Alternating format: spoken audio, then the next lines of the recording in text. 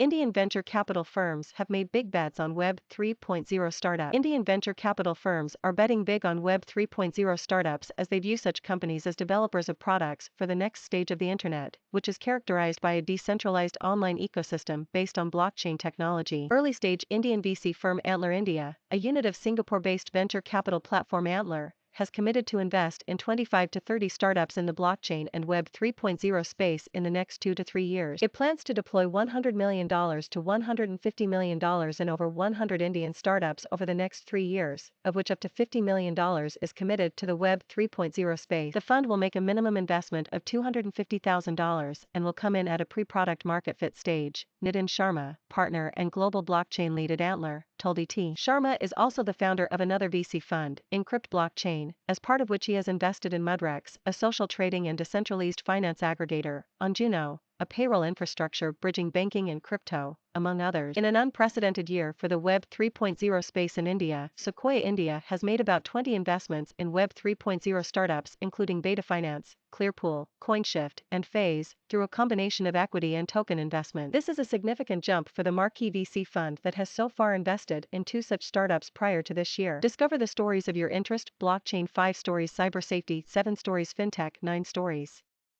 E-comm 9 stories, Mill 8 stories, Edtech 6 stories. Shailesh Lakhani, managing director of Sequoia India, said the fund will mainly focus on consumer applications that get to scale. What we are most excited about is that the underlying infrastructure of blockchain is finally getting to the point where it can support volume applications at low transaction costs, Lakhani told ET. Blockchain to date has had wonderful theoretical implications, but practically was not really easy to use, nor was it cost-effective to scale. That is starting to change in 2021, and we expect this trend to accelerate, he added. Blockchain technology encompasses categories such as non-fungible tokens, decentralized autonomous organization, on-ramps, and infrastructure. Antler's announcement and Sequoia India's bullishness have come despite regulatory uncertainty in India, as the cryptocurrency bill is expected to be tabled in the ongoing winter session of Parliament. Additionally, the space has been largely dominated by international funds like Jump Capital, Pantera Capital, and Coinbase Ventures, which have been scooping up early winners in the Indian ecosystem. Etech Graphic, Rahul Awasthi International funds have invested over $500 million